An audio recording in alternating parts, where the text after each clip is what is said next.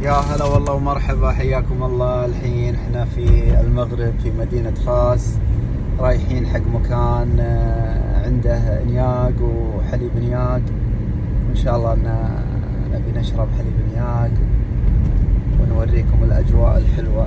في بنزين ولا؟ لا فيها.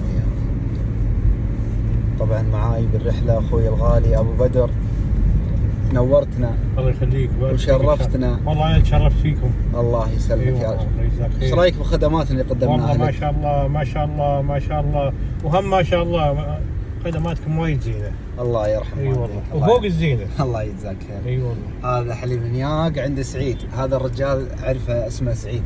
اي ما شاء الله. دائما اجي له، بس الظاهر كان اخوه هذا. لا هذا هو سعيد. هذا النياق ما شاء الله تبارك الرحمن. الحين نصورها بالكاميرا. تفضل ابو بدر.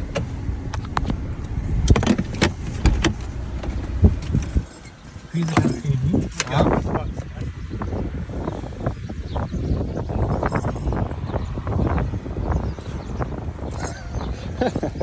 الله يجزاك خير يا ابو بدر، ما شاء الله. يلا حي سعيد، كيف حالك؟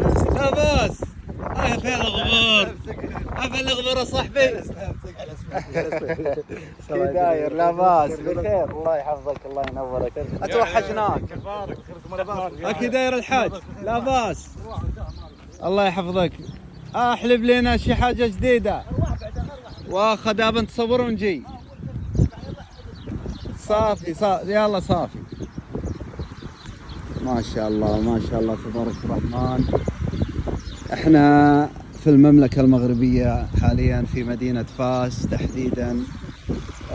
معاكم اخوكم المحامي عبد الهادي الشمري من دولة الكويت. احنا نفرح ان نقدم لكم كافة الخدمات يعني المتعلقة بالزواج المختلط والزواج من السيدة المغربية الفاضلة.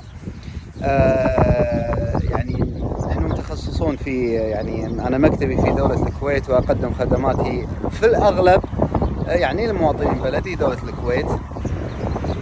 كذلك عندنا هنا في مدينة فاس، وإن شاء الله عز وجل نساعدكم في جميع الخدمات والأمور اللي تساعدكم في الحلال والعفاف، والله يرزقكم الحياة السعيدة يا رب.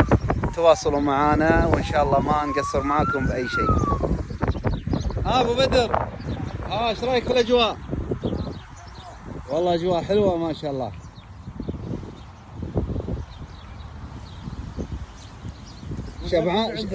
شبعانه